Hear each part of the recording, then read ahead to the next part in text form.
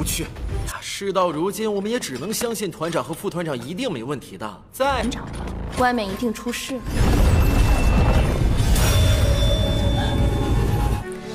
Dan sekarang, saya mau menceritakan bocorannya kembali.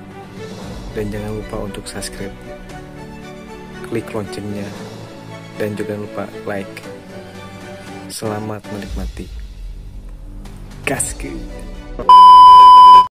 Melawan ekspektasinya, kutukan matahari suci Lin Chen terlalu kuat, sampai-sampai McDool hanya mampu bertahan 2 ronde sebelum menderita kekalahan yang menyakitkan. Hal ini memaksa Chen Ying'er untuk mengubah mantranya untuk memanggil naga es untuk bertarung dalam waktu sesingkat-singkatnya, menyesuaikan taktiknya dengan kekuatan besar Lin Chen. Jika tidak, dengan serangan lanjutan Lin Chen, dia takut tidak dapat menyelesaikan mantra berikutnya. Sebagai gadis spiritual suci, Chen Ying'er membutuhkan waktu yang jauh lebih singkat untuk mantranya daripada orang biasa, hanya membutuhkan sekitar 3 detik untuk melantunkan pemanggilan binatang buas yang terikat perjanjian, itulah sebabnya dia berhasil memanggil naga es ini dengan sangat cepat. Selama lebih dari 4 tahun pengasingan, Chen Ying'er memperoleh banyak pemahaman tentang pemanggilan, tetapi tidak melakukan penganugerahan roh lagi selain dari 6 naga hati.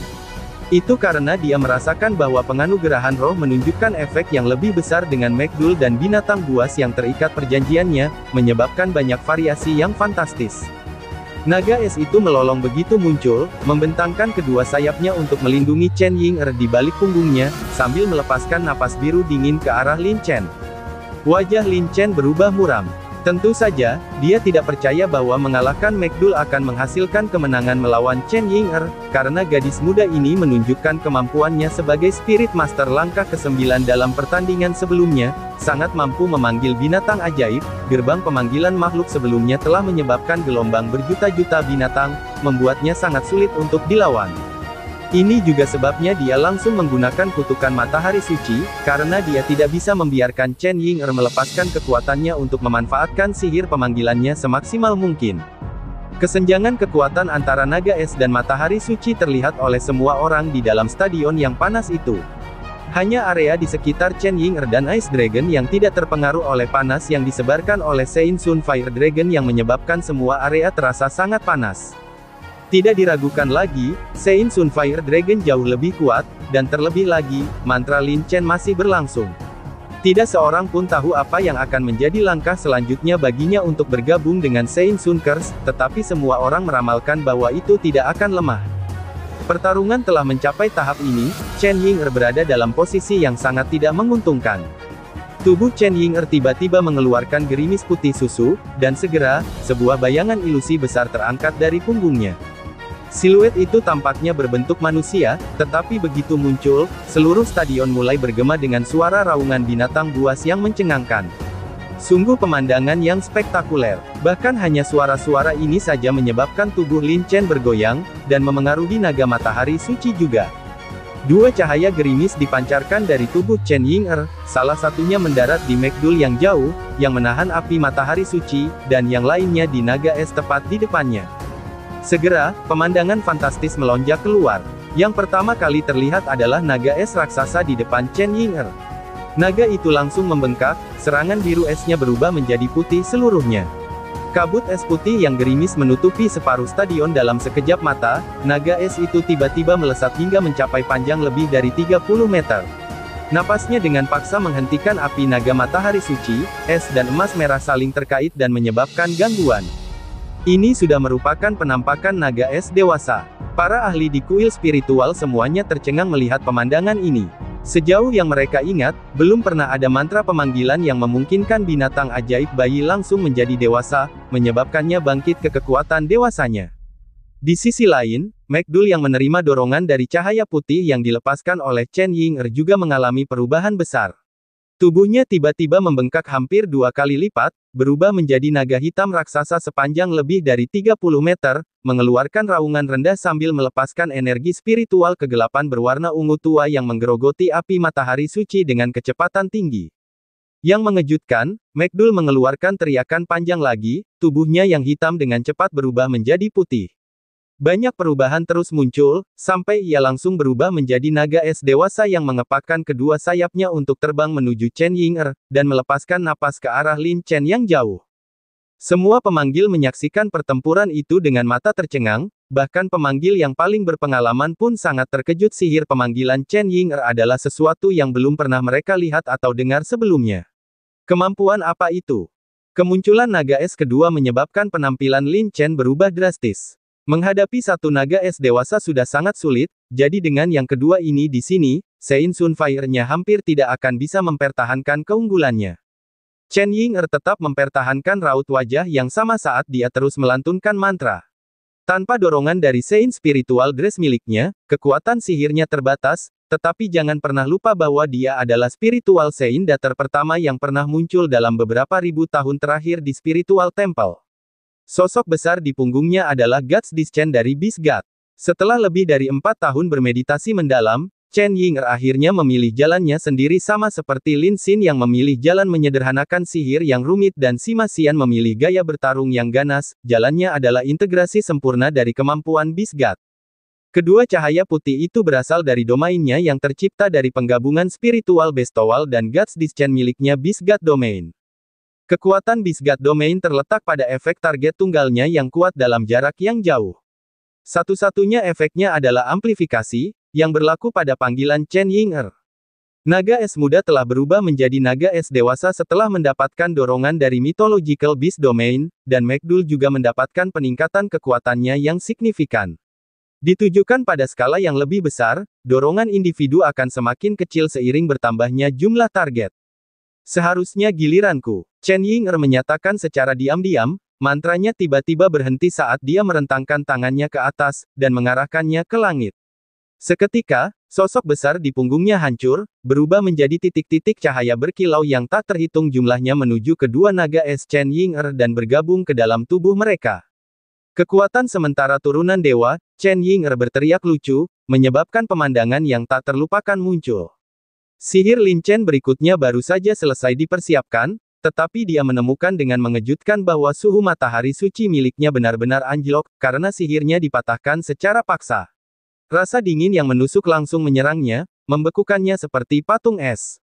Tatapan Li Zengzi langsung menajam, melirik tajam dan memegang erat sandaran tangan, sementara nadanya meninggi lebih dari biasanya. Domain ganda. Fenomena domain ganda dapat diartikan dalam dua cara, baik sebagai peluncuran dua domain secara bersamaan, atau sebagai seseorang yang menggunakan dua domain berbeda sekaligus. Namun, situasi saat ini jelas-jelas seperti yang pertama, karena kedua domain ini jelas tidak berasal dari Chen Ying'er. Ini adalah domain yang sama milik naga es, domain dingin ekstrim. Jika itu hanya satu domain dingin ekstrim, mungkin Lin Chen bisa melawannya dengan kutukan matahari suci miliknya, tetapi dua domain yang bersamaan menghasilkan kekuatan yang jauh lebih besar daripada jumlah 1 tambah 1. Bagaimanapun, Lin Chen bukanlah seorang ahli domain, dan kutukan matahari suci miliknya ditekan dengan hebat oleh atribut lawannya. Sihirnya berhasil ditembus, dan ia akhirnya disegel di domain dingin ekstrim. Chen Ying'er mengandalkan amplifikasi ekstrim domain Dewa Binatang untuk menganugerahkan domain kepada McDull dan Naga Es secara bersamaan. Meskipun itu hanya berlangsung sebentar, itu sudah cukup untuk melawan Lin Chen. Tanpa dukungan jubah suci spiritual, penggunaan dorongan ilahi domain Dewa Binatang menyebabkan Chen Ying'er tampak pucat pasi setelahnya. Tetapi berdiri di dunia es ini, ia memancarkan nuansa suci, seperti teratai salju, tanpa kotoran apapun. Di ruang ke-6, semua wasit yang berasal dari pasukan pemburu iblis menuangkan energi spiritual mereka ke penghalang demi menstabilkannya untuk mencegah domain ganda tersebut memberikan efek, tetapi energi spiritual mereka terkuras dengan sangat cepat, memperlihatkan kengerian dari efek domain yang bersatu ini. Singkirkan domain itu, pertandingan ini adalah kemenanganmu. Suara Chen Zidian bergema. Chen Ying'er mengakhiri pertunjukannya, menghentikan dorongannya seperti halnya domain dingin ekstrim yang datang dengan cepat, ia menghilang dengan cepat, langsung mengembalikan stadion ke keadaan normal. McDull kembali ke bentuk babi kecilnya dan melompat ke pelukan Chen Ying'er, tubuhnya telah berubah menjadi sangat hangus, dan naga es, yang juga menyusut, menghilang dalam heksagram di bawah kakinya. Kepala pembantu kuil penyihir, Lin Chen, telah kalah. Pada saat pilar cahaya emas beku melilit Lin Chen, ia kembali sadar, masih merinding saat mengingat es sebelumnya, dia menggelengkan kepalanya dan kembali ke arah kuil penyihir. Bahkan Li Zengzi tidak bisa menyalahkan siapapun, dia telah melakukan semua yang dia bisa, tetapi domain ganda musuh terlalu kuat.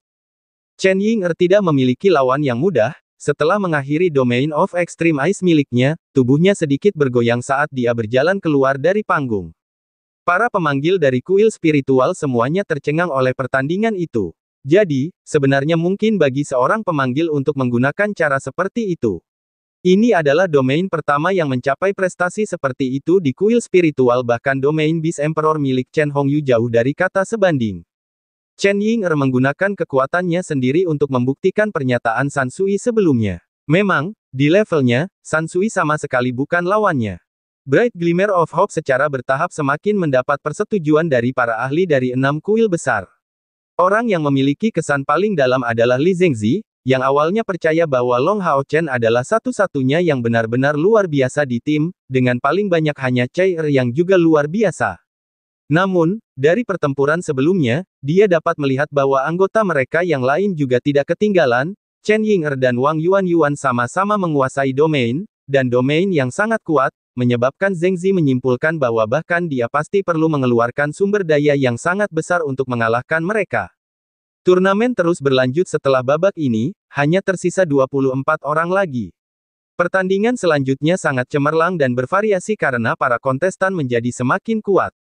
Domain sering muncul di stadion, dan tontonan itu sangat memuaskan bagi para penonton. Bagaimana mereka bisa menyaksikan kekuatan yang begitu besar tanpa pertemuan besar kuil? Di antara Bright Glimmer of Hope, Han Yu kalah. Secara kebetulan, Zhang Fangfang, Lin Xin, Sima Xian, dan Wang Yuan juga meraih kemenangan melawan lawan-lawan mereka, menyelesaikan ronde ketiga dengan lancar. Di antara Bright Glimmer of Hope, hanya Long Hao Chen dan Chai Er yang tersisa untuk berpartisipasi, hanya 4 pertandingan tersisa di ronde ketiga ini. Dari ke-6 Bright Glimmer of Hope, hanya 1 orang yang belum muncul di panggung. Kedua belah pihak berasal dari kuil yang sama. Itu adalah seorang ksatria dengan senioritas tinggi, tampak sedikit lebih tua dari Long Tianying, yang berdiri perlahan dan mengangguk ke Long Hao Chen yang duduk di baris terakhir. Suaranya yang tua terdengar sangat tegas, biarkan ini menjadi pertarungan antara dua ksatria. Setelah mengatakan ini, dia maju dengan langkah besar menuju lapangan. Long Hao Chen tanpa sadar menatap kakeknya, Long Tianying, yang menunjukkan senyum tak berdaya padanya. Hao Chen sedikit terkejut, karena ekspresi kakeknya memberitahunya bahwa dia tidak punya cara untuk memengaruhi ksatria tua ini. Faktanya, seorang ksatria ilahi memiliki otoritas yang hampir tertinggi, yang berarti bahwa ksatria yang melampaui kendali Long Tianying ini pasti juga memegang posisi yang sangat tinggi. Saya Yang Hao Yu, seorang tetua yang tidak peduli dengan semua hal ini. Karena Yang Hao Han tidak bisa datang kali ini, saya berterima kasih atas namanya karena telah menyelamatkan dan membawa kembali satu-satunya anak dari keluarga yang kita. Mengatakan itu, dia memberi hormat ksatria kepada Long Hao Chen. Long Hao Chen akhirnya mengenali tetua ini itu sebenarnya adalah saudara laki-laki Yang Hao Han, tidak heran bahkan kakeknya sangat sopan kepadanya. Dengan tergesa-gesa, dia membalas kesopanan itu dengan formal. Pandangan Yang Hao Yu yang stagnan tetap tertuju pada Long Hao Chen. Aku sudah mendengar Yang Hao Han menyebutmu jauh sebelumnya. Kau benar-benar luar biasa, melampaui kakek dan ayahmu. Tapi bagaimanapun juga, kau masih terlalu muda. Tidak ada ksatria yang menyerah di kuil ksatria. Jika kau ingin aku menyetujuimu sepenuhnya, maka mudah saja, kalahkan aku. Melihat kejadian ini, Li Zhengzi tiba-tiba menjadi sangat khawatir, raut wajahnya berubah drastis. Itu dia, jadi dia benar-benar datang. Tidak heran kuil ksatria bahkan tidak mengirim Long Xingyu. Bukankah dia sudah diasingkan selama hampir 50 tahun? Li Zhengzi melanjutkan, dia disebut Yang Hao Yu, dan benar-benar karakter legendaris. Kepala aliansi kuil Yang Hao Yu sebenarnya adalah adik laki-lakinya, tetapi dalam beberapa hal, Yang Hao Han juga dapat dianggap sebagai muridnya, dan kamu dapat membayangkan dari sini seberapa kuat dia. Dia hampir 30 tahun lebih tua dari Yang Hao Yu saat itu, ketika Yang Hao Han pertama kali terkenal. Yang Hao Yu baru saja bergabung dengan kuil ksatria, memiliki bakat yang sangat tinggi dan karakter yang kuat, menyebabkan Yang Hao Yu diakui sebagai seorang ksatria dengan sikap seorang raja. Dan dia adalah seorang ksatria pembalasan kabarnya, satu-satunya ksatria pembalasan ilahi di kuil ksatria. Long Xingyu sedang berlatih menggunakan catatan ksatria pembalasan yang ditinggalkannya. Yang Haoyu tidak pernah menggunakan peralatan ofensif apapun, karena dia memiliki binatang ajaib yang sangat luar biasa yang disebut langit berbintang. Binatang ajaib semacam ini sudah melampaui ranah binatang ajaib, menjadi eksistensi yang secara intrinsik termasuk dalam langkah ke-9. Ia mampu berubah menjadi bentuk apapun, membantu Yang Haoyu dalam kultivasinya, dan membantunya menyerap energi surgawi dari matahari dan bulan. Dalam hal senioritas, dia berada di atasku, dan aku bahkan tidak tahu kapan dia telah menembus langkah ke-9, tetapi dia mencapai prestasi yang belum pernah terjadi sebelumnya. Dia menolak untuk menjadi seorang ksatria ilahi.